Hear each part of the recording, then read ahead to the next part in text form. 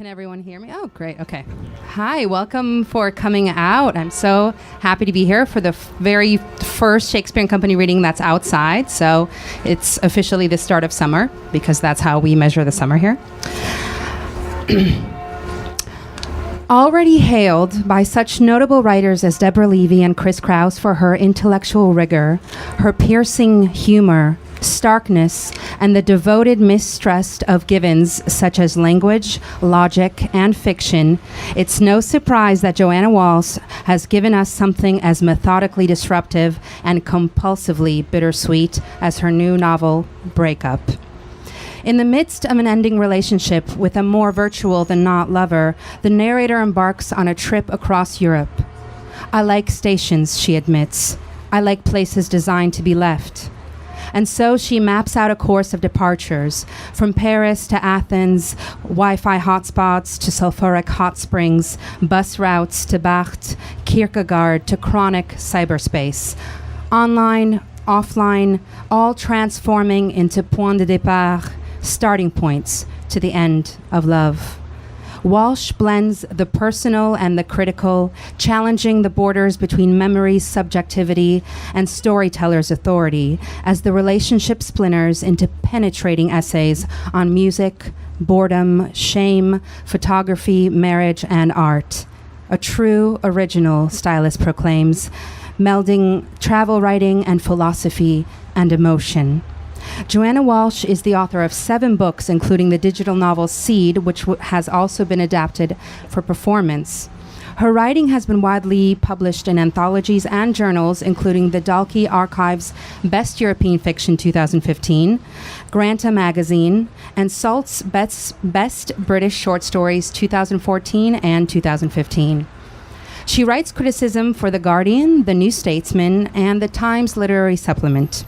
She's a contributing editor at 3AM Magazine and Catapult.co, and she runs #ReadWomen, described by the New York Times as a rallying cry for equal treatment for women writers.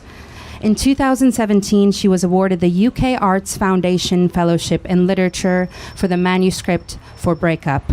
She is currently the Anthony Burgess Fellow at the University of Manchester. Please join me in welcoming Joanna Walsh. Thank you. So I was thinking we could start with a reading to get us plunged into your text right away. Okay, well, you know, this book follows a journey around Europe, as Yelena said. I do deal with Paris twice, so I thought, you know, since we're here, I will read something from one of the Paris chapters. There's one sort of towards the beginning and one towards the end, and this one is called, I will say the thing about the quotes first as well. This one's called Belleville, Paris, 22nd of April. Throughout the book, I have little footnotes, quotations from writers who I want to be having a conversation with about whatever I'm going on about. So because it sounds weird when I read them, Yelena's going to read a footnote at a certain point. That's just a warning. Okay. Paris is an access of light, a glance. Suddenly there it is, and just as soon is not. I walk up the hill on the Rue de Belleville, where Paris is grey, not white. French dissolves into Arabic, Chinese. Between the shops, for dazzled entries, only the pharmacies are white. Illuminated boxes stacked with ranged objects that look exactly like any other pharmacy in the city. The Rue de Belleville is not Paris, or at least it's a different Paris from where I was last night. I'm going to buy oranges or orange juice. I need the vitamins. But as I walk up the hill, I can't decide. There are small shops, not big supermarkets, and sometimes I go into them and I look, and sometimes I pick up the fruit and look some more, but I put it down again and I do not choose. How do I choose? Where am I going? I don't know. Up and up through the streets into the Parc de Belleville. I walk up some more and pass through avenues of sinister bushes, short enough to see over, tall enough to conceal almost everything else. Square, white basins of water cascade into each other, the lower channels not functioning, stagnant, the ghosts of last year's leaves eating their body negatives into the green underwater paint. At the top of the park, a municipal museum. a white-winged ocean liner, La Maison de l'Air, designed in the 1980s by an architect who surely read Tintin as a child. A sign, parmi les meilleures vues de Paris, one of the best views of Paris. Can I see the Eiffel Tower from here? Of course I can. You can see the Eiffel Tower from everywhere in Paris. Almost. On the front of La Maison, a sign, L'air n'a pas de frontières. Air has no borders. I am still wondering whether to send you that photo I took, that postcard. To replay your emails, I must scroll further and further down my inbox. The instances of your name are less frequent. A few months ago it was papered with them. I opened your final email last night to add a message, but I could think of nothing to say to you, but I still wanted to say it. How could I write nothing?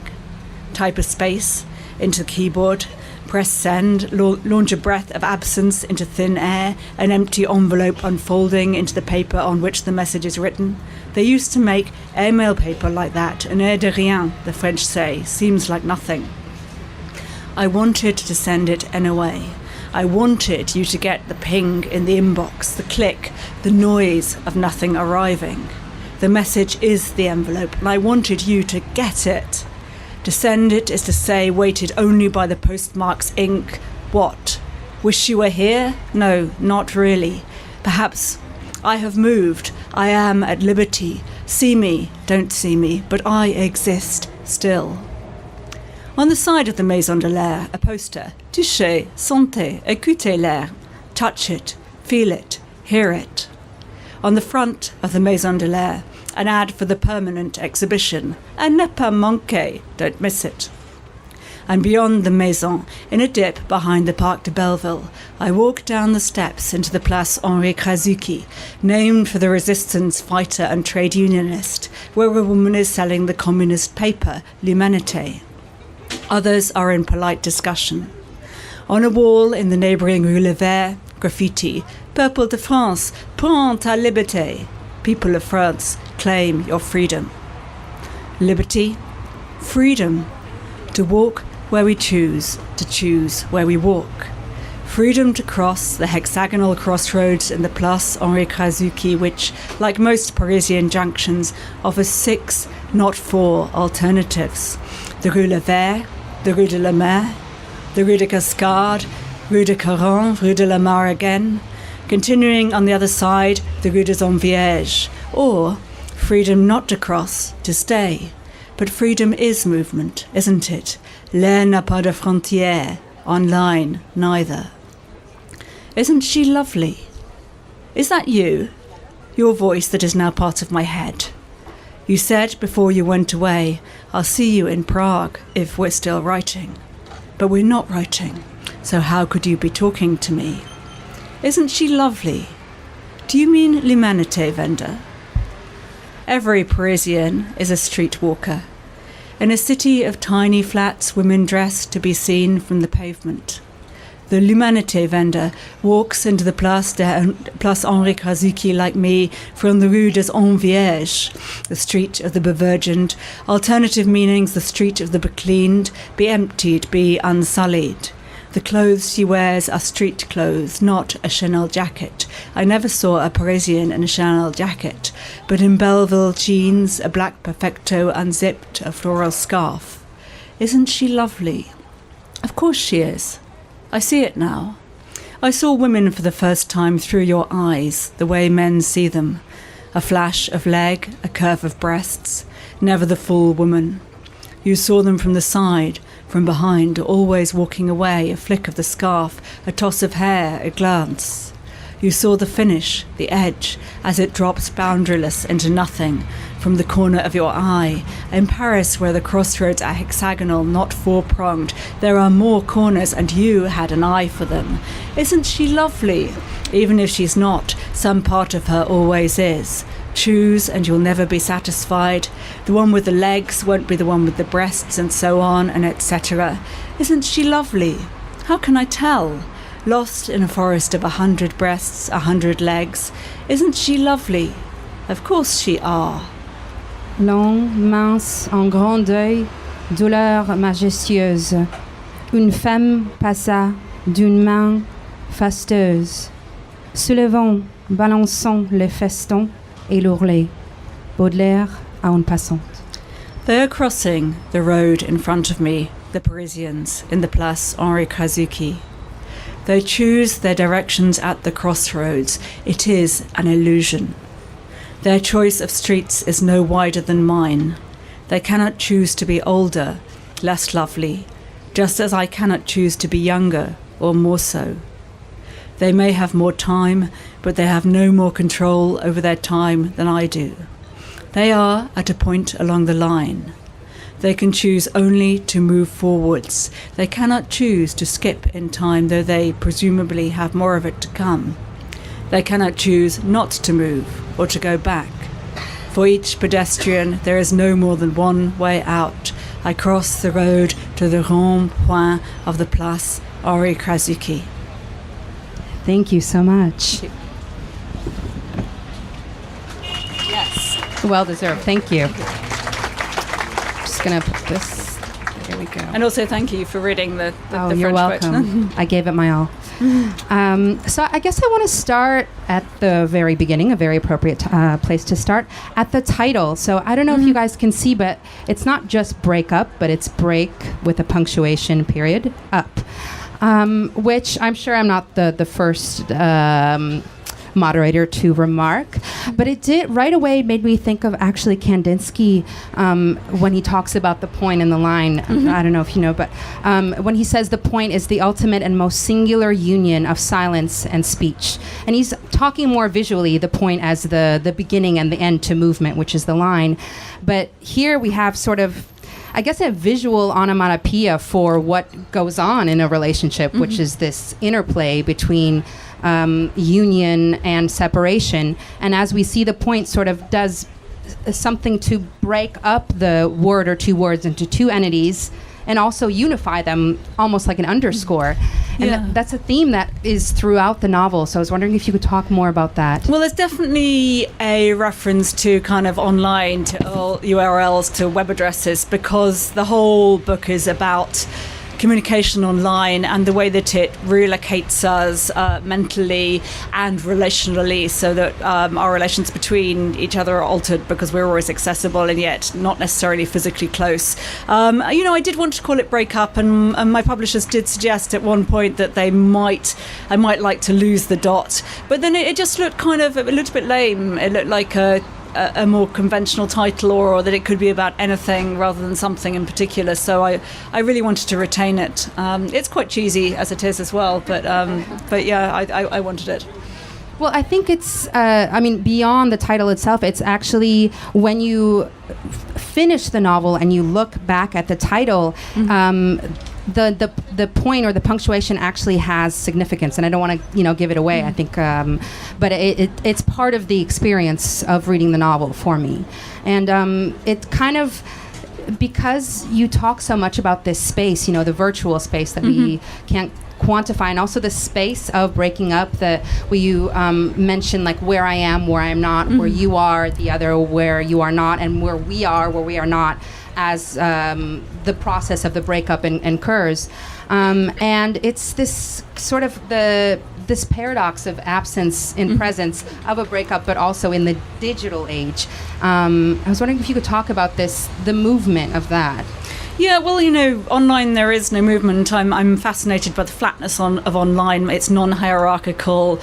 Click through, the way that it changes the way that we think, the way that we communicate, and it flattens histories. You can look at a web page from any time, and it will just, unless there's a date at the top of it, it'll mean just as much as a web page that was written yesterday. What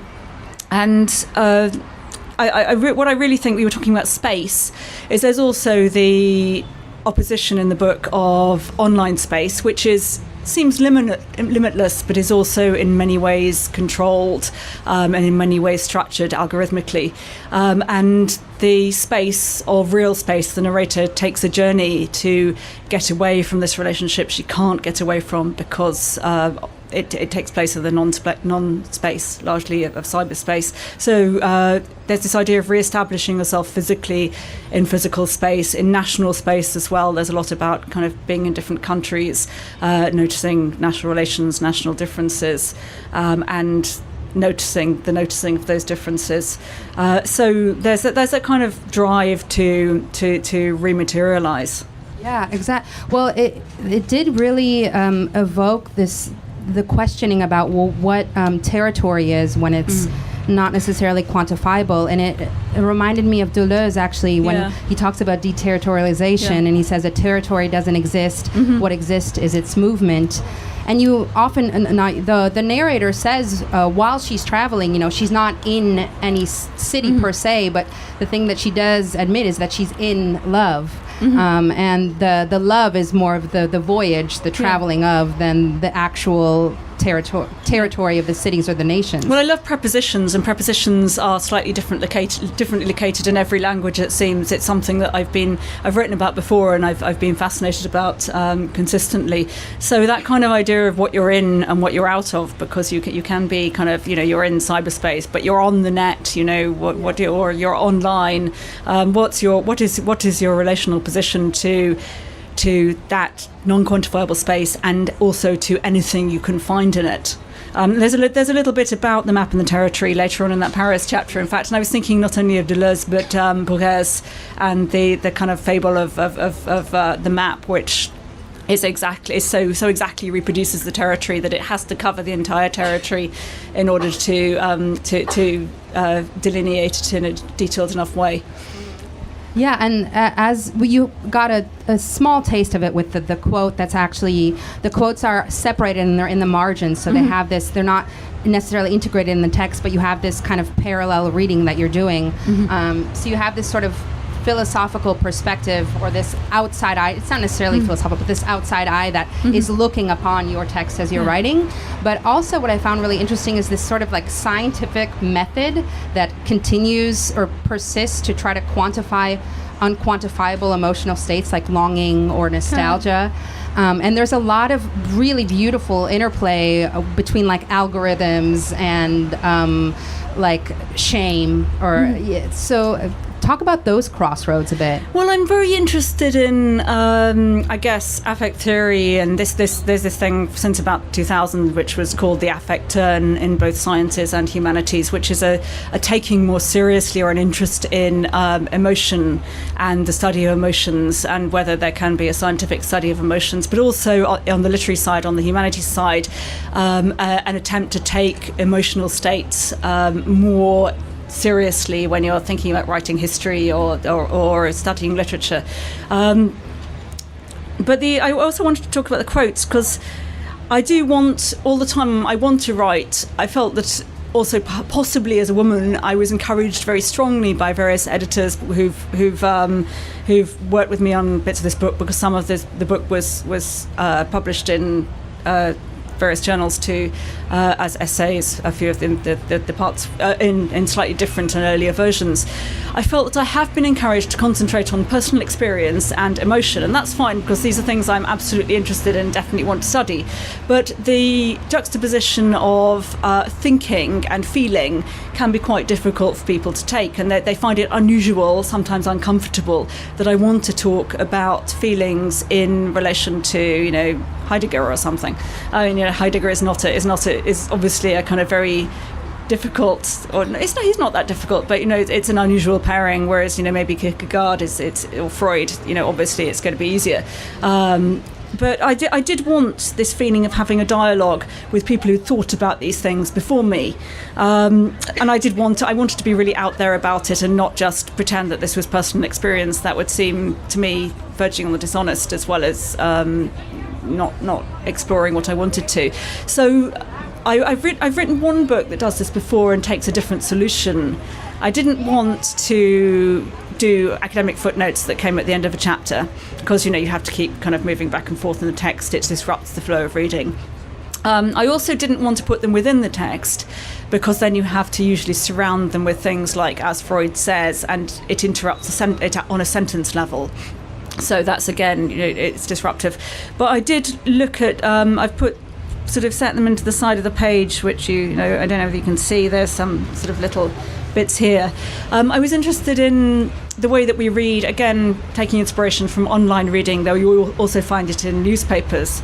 I often find that certainly online I click on something and I'm not reading the title or the subheader. I go straight into reading the article, but I've got one eye on the title or headline and one eye on that, like the little bit that they've excerpted to make you kind of click on the article, and maybe another eye on the sidebar when they're doing something like saying 3 tips to lose belly fat.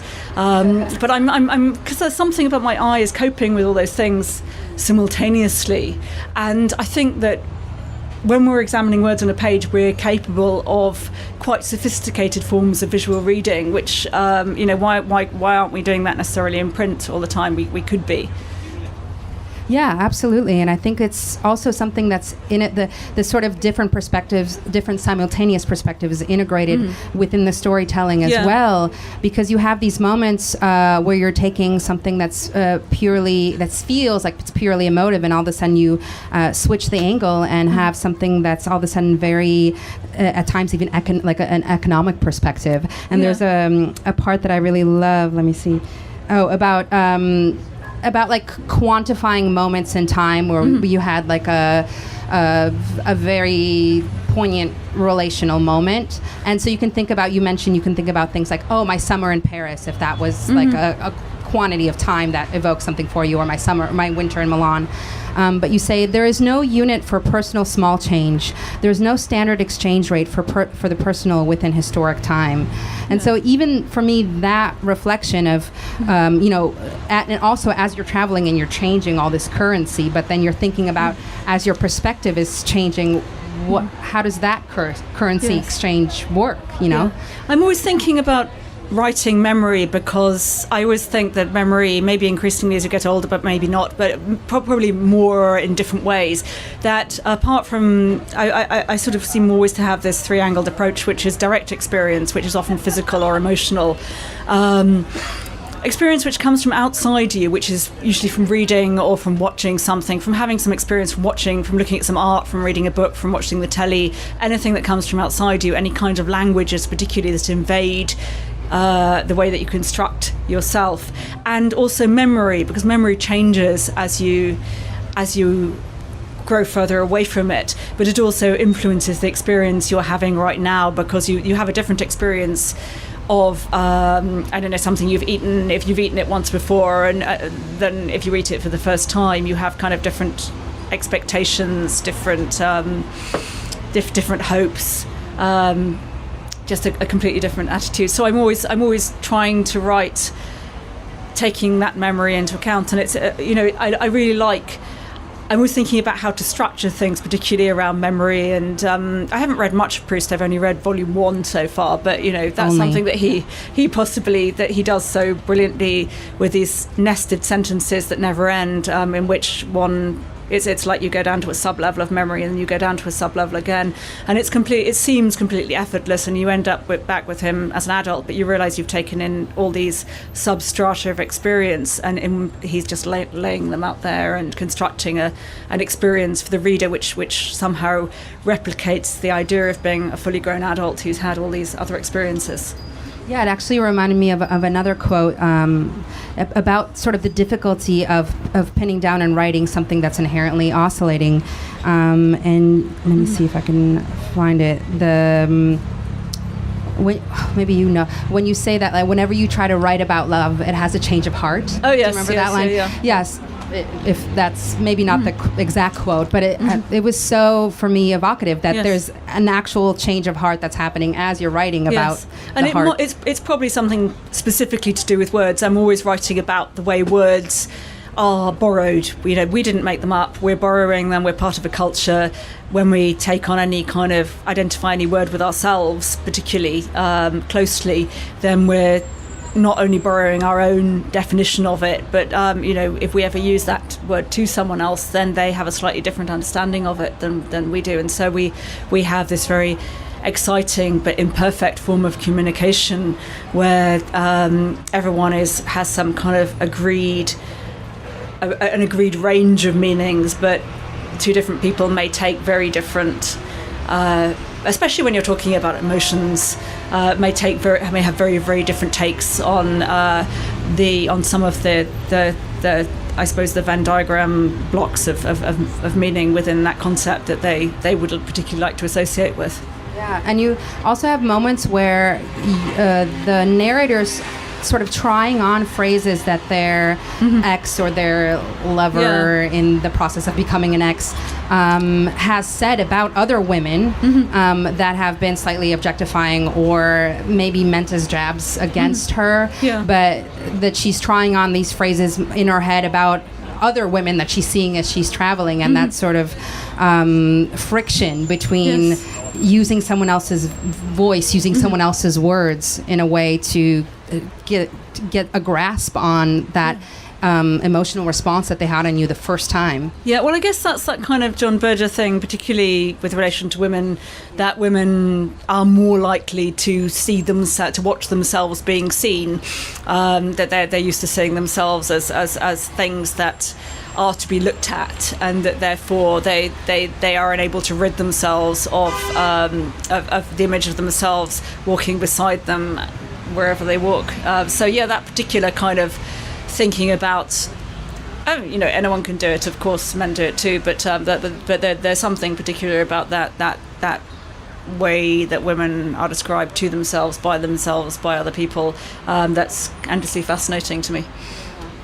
Yeah, and there's something about like the relationship of being told what to feel versus trying to give yourself the space to feel it, even if it seems like a bad idea or irrational. Yeah. And for me, it's evoked strongest when you talk about endings, and as you're traveling and you're staying in empty flats of friends or sometimes hostels, you have this consistent advice from friends that are like forget about him, let him go, to the narrator, and the narrator really wants to find the ending for themselves, even though they know that rationally they agree with that situation. Yeah. And it's this, you also talk about that there's no true end to love, but there is an end to a story, and as a storyteller we can say that there's an end, but as anyone knows, if anyone has had someone close, for example, die, which is the extreme end, that even is not an end in itself, because you integrate the experiences and the ways that person has touched your life, and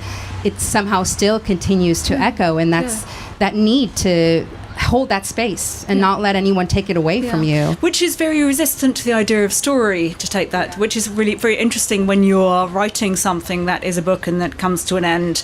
And, that's that sort of slightly perverse instinct to write a book about not wanting to write stories, or to write stories in a different way, or to experiment with new ways of bringing something which does have, books. I've experimented with digital narrative where you don't have to bring things to an end in quite the same way, but where you can kind of vary blocks of text, and everyone reads it in their own way. But this is a very conventional book. You started at the beginning, you finished at the end. I haven't made this into a box of cut up postcards. I do allow everyone to come to the end of it like a print book, but it's a book that is to some extent written about against itself. Yeah, and I mean, I wouldn't say it. There is definitely strands of subversion throughout, because you even you have space for the relationship between the reader, which the narrator also speaks directly to the reader. So there's that, the breaking of the fourth wall, which you kind of forget, because there's whole moments where they don't do it, and you forget that you're included, and all of a sudden when the narrator does speak to the reader, you feel suddenly in the spotlight. And I like doing that. Yeah, but it's also, it's a Jane Eyre reference, Reader, I Married Him, or whatever, but a kind of slightly inverted Jane Eyre reference. Yeah. And there's a lot, well, actually, in terms of continuing with the structure, even in the way that there's repetition structurally, and then also you talk about repetition as an emotional process, using Kierkegaard mainly, and then also Nadia by Breton. But I don't know if you want to say something about the way that repetition and patterns are used. Yeah, I mean, I'm talking about habits to an extent, and I'm talking about emotional habits, and also communication which is reciprocated or which is not reciprocated, and algorithmic patterns and pattern recognition. The idea that that a pattern is something that builds itself. Because once and fractals, which is something else that I'm interested in. So sort of self-replicating patterns. I'm wondering whether these scientific things can be in any way applied to emotional life.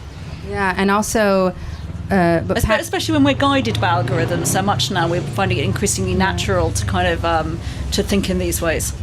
But also, as part of patterns, the disruption of patterns as a pattern. Yes. You continue just when you kind of think that, oh, okay, I know how this is structured. You have a bit of the philosophical parallels and the storyteller that's traveling. There's continual moments of surprise and disruption in the narrator's own concept. Just when you think you kind of know her, in a sense, she'll admit to something that you wouldn't think that she was ready to admit to, or the section will fragment into sort of an essay or meditation on marriage or on photography that is completely unexpected. Yeah, well, she likes to disrupt. Really, there's she sets up this kind of thing that just happens when she starts taking photographs, and some of them are reproduced in the book. They're from a series of photographs I did do, which was supposed to be, I started doing these for no particular reason. I was traveling and I found I was taking photographs of the sky, and they were a bit like failed tourist photographs. I quite like the idea of going somewhere and not taking these photographs that center on the human figure, but instead center on something that has just missed the human figure, that gives a clue that you might have been there, but it's a very different sort of clue. So you've got kind of a bit of architecture, a bit of the sky, perhaps, and thinking about whether the sky changes when national borders change. And then, the narrator kind of, I integrate these photos into the story.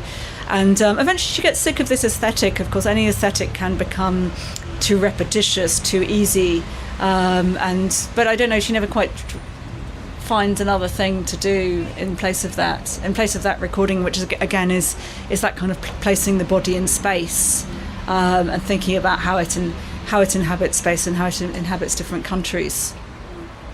But in the beginning, I think the relationship to the photos that she is taking changes, and there's a beautiful passage where she admits and fully assumes this sort of boredom with not only the emotional state, the travel, but also in a small part to the perspective of photography that she's using. Yeah, there's quite a lot about photography in the book, which I guess the way that we photograph has changed very much recently because we've got digital photography. We can take 100 photographs instead of 10 on a roll of film. We can get feedback instantly. If we don't like what we can see, we can photograph it from another angle, or ourselves from another angle. And yet I'm still fascinated by the way that people pose for photos, because there's absolutely no need to. We don't. The shutter is going to capture us, whatever we do. And yet we pose as though we're posing during the late Victorian period, where exposure took seconds, and if you moved, you would produce a kind of ghost image, which I'm fascinated by, rather than a photo that appears to be a solid human being.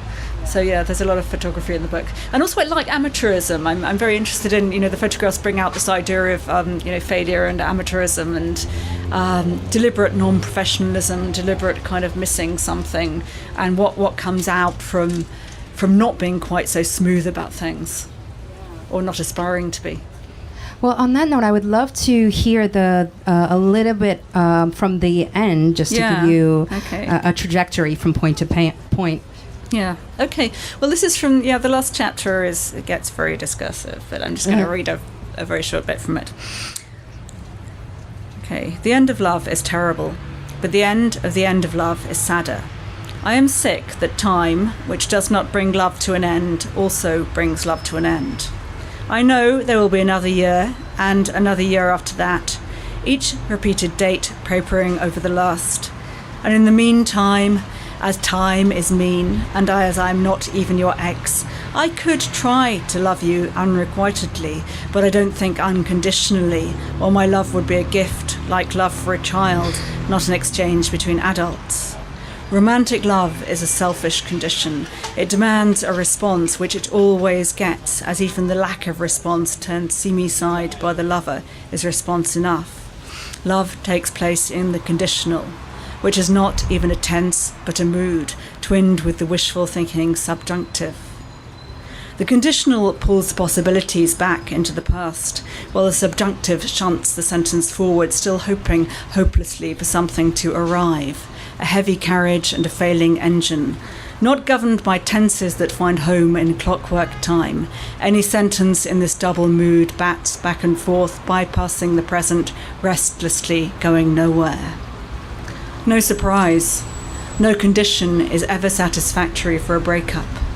Breakup suggests break down, but the more I break it down, the more I layer up reasons, all those ifs and buts. They are no resting place. The more it is broken down, the less sense I can make of it, until the whole thing doesn't look like anything at all by the time you sweep up the pieces. How could I ever have tried to build a story out of love which is all fragments? It takes time to write about moments with their fractal edges, to link them up, and the more insignificant the pieces, the fiddlier it is to put them together into something wide enough to travel across. Writing it down seems such a waste of time. How much time have I wasted thinking, writing about you? For almost a year, I have thought, have written, every day about love. Every day I have a new thought, and it is easy to have new thoughts. The new thoughts never end. My notes sprout notes, but not conclusive ones. The more there are, the further away you get, the more thicknesses of paper I put between us, and the longer it takes to tell even the simplest story. The further apart we are in time, the more I have of you, but the less you are yourself. And I have had almost a year to build you. You are now something else, something more mine than yours. Your head has rested beside mine on the pillow for almost a year. Know only the thought of your head, and I have thought about you. Every day I still love the thought of you. It stays beside me, and it looks almost exactly like you. I have wasted all my time thinking about you, or rather I've wasted all my time thinking about my thoughts about you, until I'm not sure I can tell the difference between you and them anymore. There is so very little to link one thought to another. The art lies in the conjunctions. Thank you so much. Thank you. Thank you. So I have many more questions I would love to know about, but I do want to leave some room for you guys to ask questions if there are any questions in the audience. Anyone?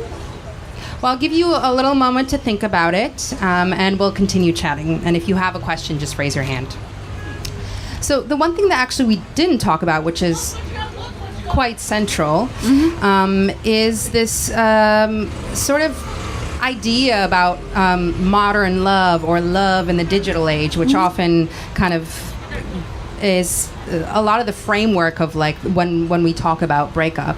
And I don't know if it's just the fact that the internet has created this boundaryless time and space to be connected to people even when we're not connected, or whether it's made us feel a bit more responsible or accountable to make the intention to either block or delete, or that either we let go and then we just have to say, oh, we can't do anything about the internet, we're always connected, or we have to build our own structure within this structureless. Well, it's something that's been visited on us very recently, and this kind of inability to get rid of our knowledge of people if we want to search for them, if we want to be in touch with them. And so I think it's been a very interesting trajectory, I guess, over about the last 10, 15 years when especially since social media has been a thing. Since I'm very interested in the way that people are forced to write themselves. It puts being a writer into a very different position and a very different focus, because everyone really now is a writer. People who would never have to write for their jobs, people who work with their hands, people who would hardly have to write anything more than an invoice. Now, most people are on some sort of form of social media. They have to communicate with their friends. They have to kind of build a little profile, select photos, but select some kind of attitude, linguistic attitude as well. And so everyone is a creative writer. But also, I mean, I like what you say about the linguistic attitude, because there's that, other than, everyone is a writer, which is true, but what about that someone who maybe is or isn't a writer, but the people that have significance to us, that either we're ready to put space between them, like in a breakup, or we're not, how does our linguistic attitude change when we're not talking to them, but we're continuing to use our own internet space? Oh, I don't know. I mean, I think people are probably getting, as far as I can tell, getting more savvy, getting more willing to limit themselves, to make things private, to decide to reclaim that privacy. But I think that certainly I've been using the internet since more or less since it was possible for regular people to use it, who are not particularly connected to a company or something. So it's I'm very interested in the kind of rise and fall, or the rise and attenuation, at least, of the idea of the confessional online. In the 2000s, certainly there was there seemed to be a lot of confessional essays, confessional blogs, the idea of a blog, a diary, which was also entirely public, although you could limit your readers.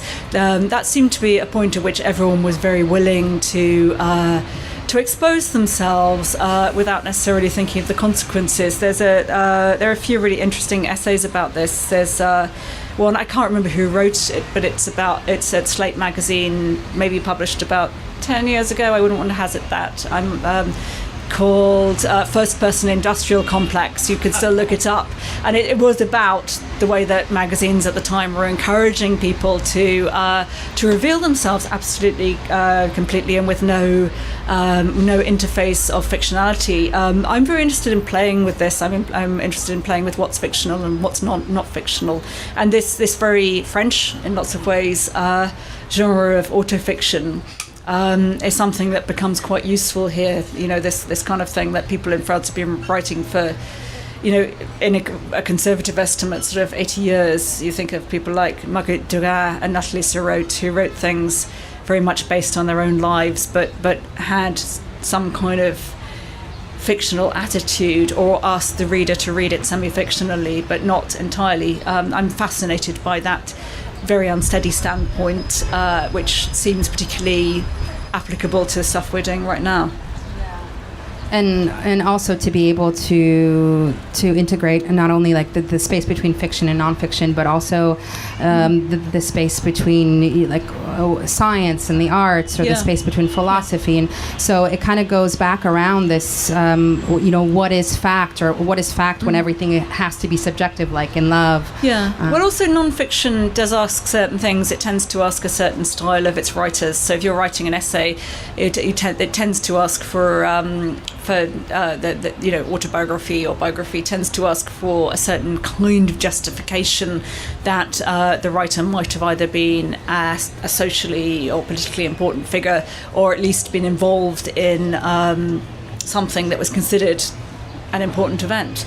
Whereas autofiction allows us to talk personally about very everyday activities and events, which nevertheless might be sort of hugely important to most people living their everyday lives. And that, I am very interested in the everyday. Absolutely.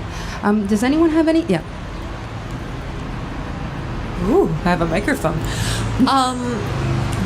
In the bit that you read, where she is on a train station and she's moving around, there's one bit, I can't remember when in the book, but she says that every time I'm paraphrasing, but she says every time she feels like she almost needs to reintroduce herself to herself, that every time she is slightly reinventing, I can't remember the way you phrase it, but you phrase it perfectly. Is it like near the beginning? Yeah, it's really close to the beginning. Yeah. But with the connection with constant reinvention, reintroduction, as well as taking snapshots. There's a bit where I want to say it's when she's in Nice and she's in an alley and she's seeing like the light almost cast like shards and fragments of people. The idea of a fragment of people and reintroduction, as well as being the author of yourself. Yes. I am very different on like Instagram than I am on my LinkedIn. I'm very put together on both, but my Facebook's a mess. Do you feel that there is a location that the character is at, the main character, where she is her most authentic self? Yeah, well, I think I'd have an argument with the idea of authentic selves, to be honest. I'm very interested in ideas of character or of kind of personal identity, which are alternatives to the idea of a coherent self. And I guess I'm always writing about that. As I said, I'm interested in these kind of invasions that we have from outside, how much meaning we share with other people, how much meaning we share with, kind of publications or Twitter, or, you learn new words on Twitter and you kind of, it's a bit like memes. You participate in a meme. Does that mean that you've written it, or does that mean that you are writing collaboratively or contributing to some kind of bigger thing that's going on? And how much of that is you? You'd never have thought it up on your own, but you're participating in a kind of very social form of communication. You're attempting to add something more humorous to a kind of pile of humor that people are exchanging. So it seems such a kind of purely social activity, and I'm very interested in the way that so many of our gestures, which seem very personal, are in fact quite social. There's kind of a fair amount of writing backing that up. I think particularly there's a lot of feminist philosophy which has argued against the idea of a kind of monolithic self which stands on its own without acknowledging how it is supported by the society in which it lives, particularly the bits that it doesn't like to think about, like perhaps it's its kind of mothers and its cleaners. So yeah, that's I'm kind of interested. I haven't found a resting place in authenticity. I'm interested in the drive towards authenticity because I think it's something we can't rid ourselves from, even if we acknowledge that it's not necessarily always possible. Thank you. But I don't have an answer. Anyone else?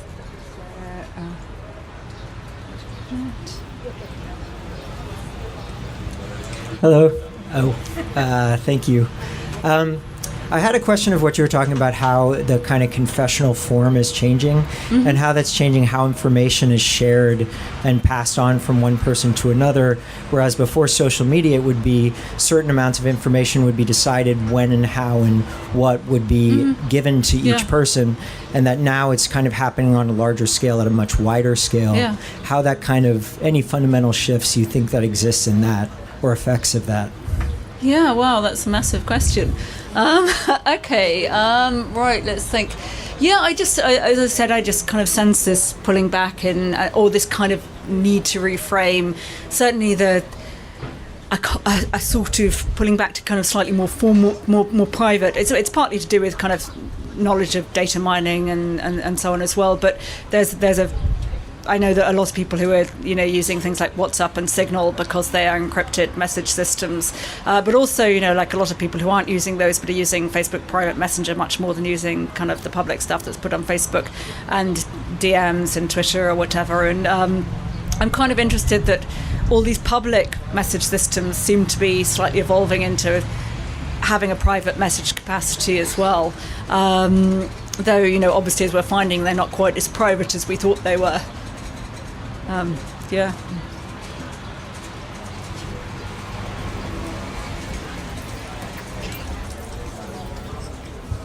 Thank you very much. A fascinating talk. I don't know the book, unfortunately, but I do not know these two individuals, if their main relationship is over the internet or by emails, and the extent to which the relationship is determined by this email communication. I think we all know now that with the possibility of communication, there is always the possibility of a misunderstanding. Oh, yeah. So, whereas before, paper correspondence, you had time to reflect, and But I do think the internet, it has entirely changed the character sometimes of our communication. Yes, And yes. is this part of what you're writing about? Oh, definitely. I mean, it's interesting how it's made writing so much more like speaking, and closing the gap between the two is, and yet so many of the ways of speaking on the internet are also purely written forms. So things like memes have developed out of this.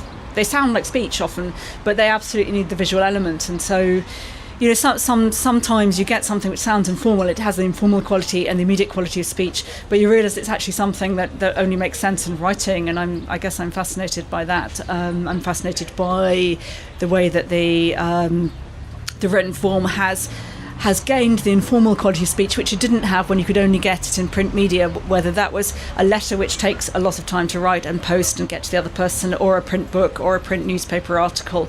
I like the way that writing has become an informal mode or a personal mode.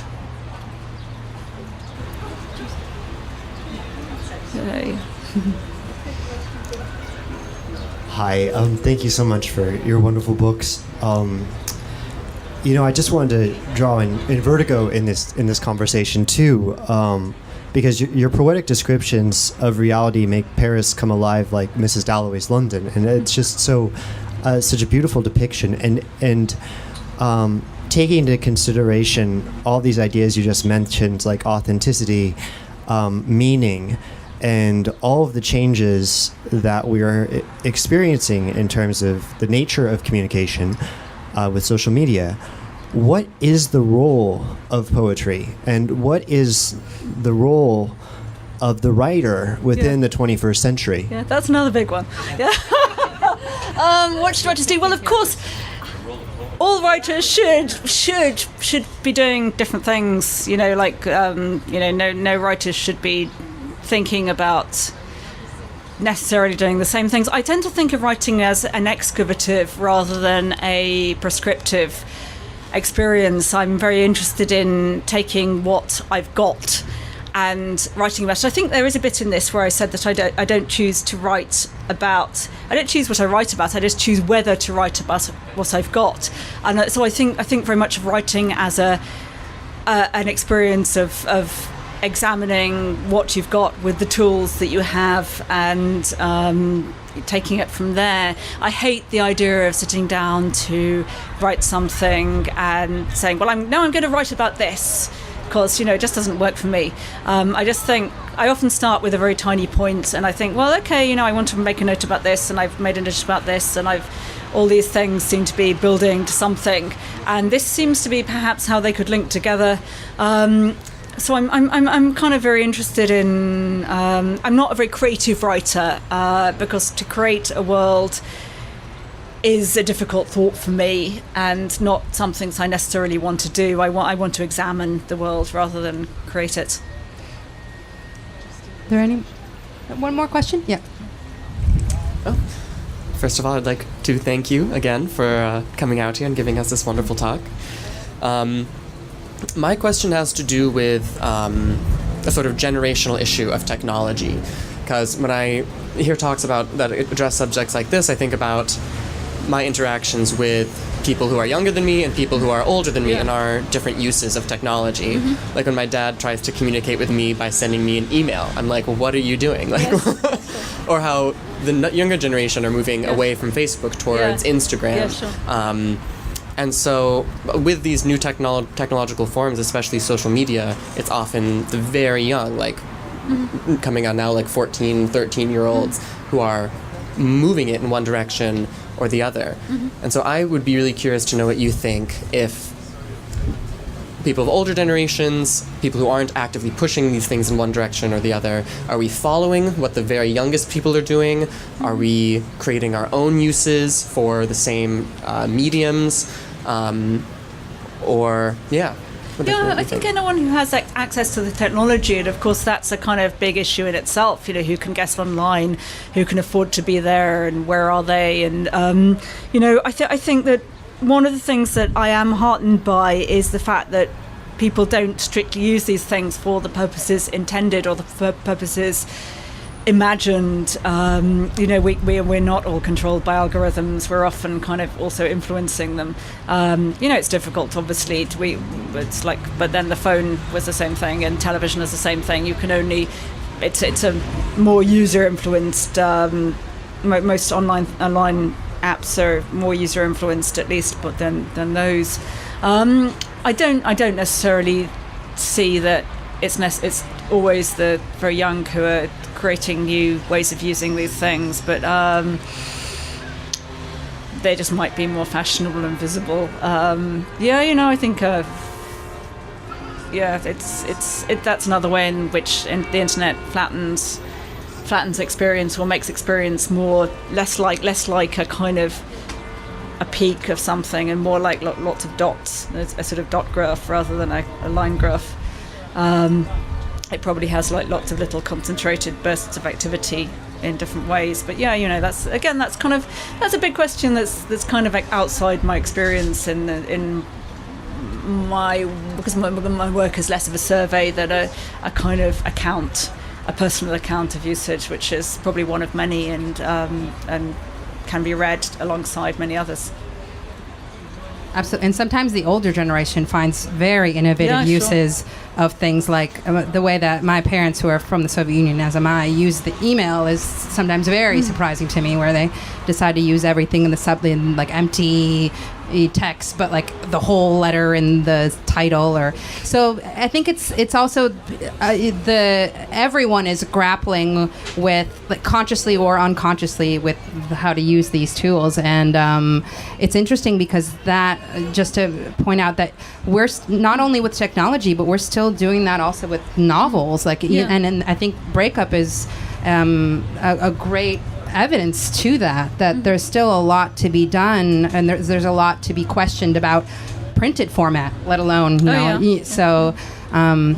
But on that note, I would encourage everyone to read this absolutely unique novel, Breakup. And we have Joanna's other novels as well, Inside Vertigo Hotel, and I think a couple others. So I ardently encourage you to check them out. Please stick around. We'll have some wine. If you have other questions, you can ask Joanna, or get your book signed. We'll be here. Thank you so much for coming out.